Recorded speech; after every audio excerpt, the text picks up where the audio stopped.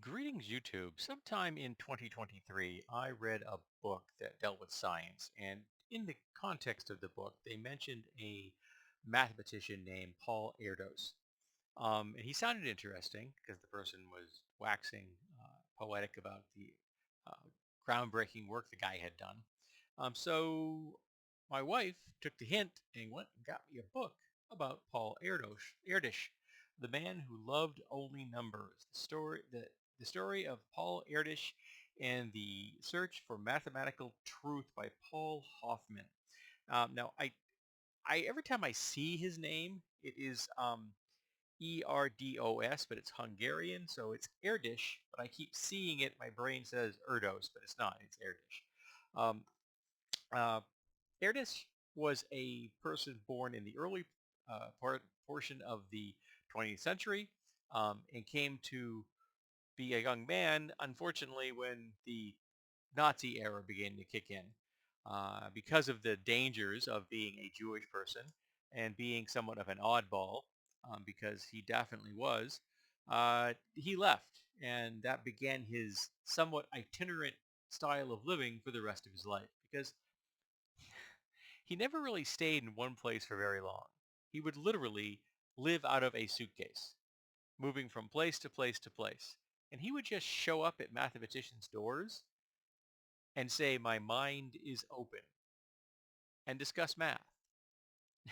Now, Paul Erdős did math constantly.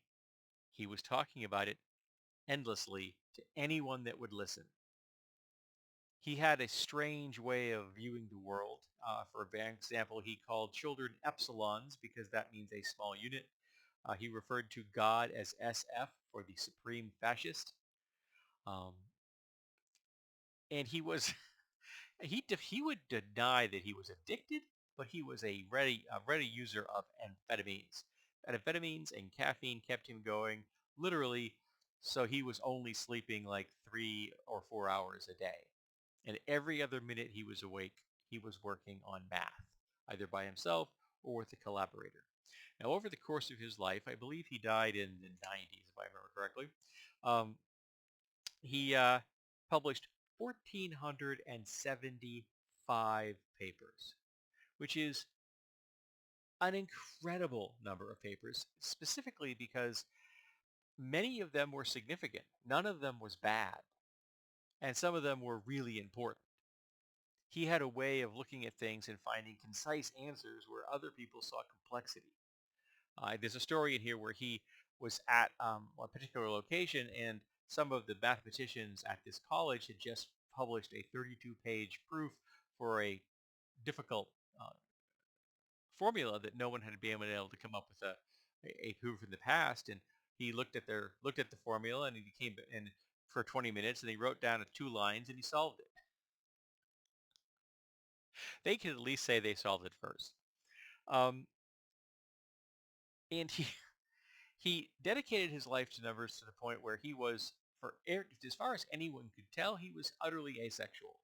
He had no relationships his entire life. He had fondness for children. He didn't have a great deal of respect uh, for women when it came to non-mathematicians. He, in fact, referred to them as bosses and their husbands as slaves. So you could say he was a bit of a sexist as well. But he was a mathematical genius. In his 70s, in one year, he published 50 papers. 50 papers in one year while he was in his 70s. There are mathematicians out there that don't publish 50 papers during their entire 40 or 50-year career because mathematicians don't last forever. Some of them burn out fairly soon in their 20s or 30s. It's not an easy process to work through. Mathematics can be unbelievably complex. The guy who solved Fermat's last theorem spent 8 years working on it, all by his onesies, which is unusual because mathematics is normally a collaborative effort. There was one point in his life where he was in a hospital, and a friend walked in to find him having a conversation with 3 different groups of mathematicians and his friend simultaneously, speaking in Russian, Hungarian, and American or English all at the same time. though his accent was somewhat heavy. He had an unusual way of phrasing sentences. Well, he was born into the Hungarian language and not English. So I have to tell you, it ranged far and wide, and there's a lot of information here about his collaborators as well as the work he himself did. But to give you an idea how significant he is considered in the mathematical community, mathematicians often frame their lives as a number they call the Erdős number.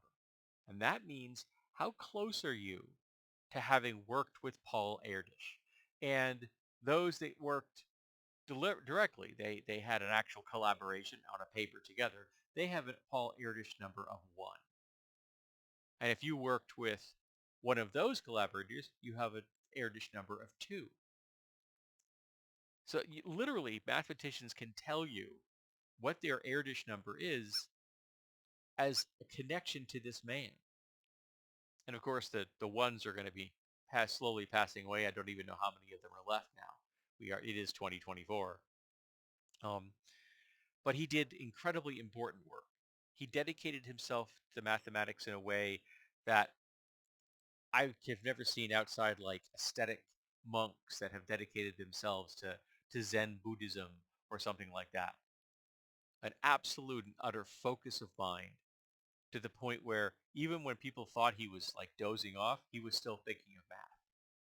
His dedication was so strong that he had collapsed during a speech in a class, during a lecture.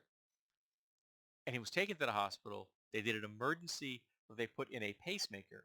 And that evening, he was present for the next talk with his 2 doctors.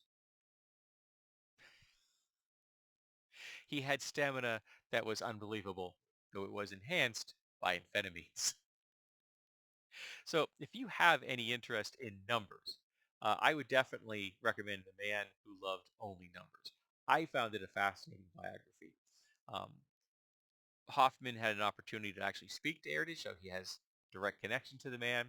Uh, he also got to speak to many mathematicians who worked with him closely, who had his direct collaborators, and those who just benefited from the work he did that helped them over time.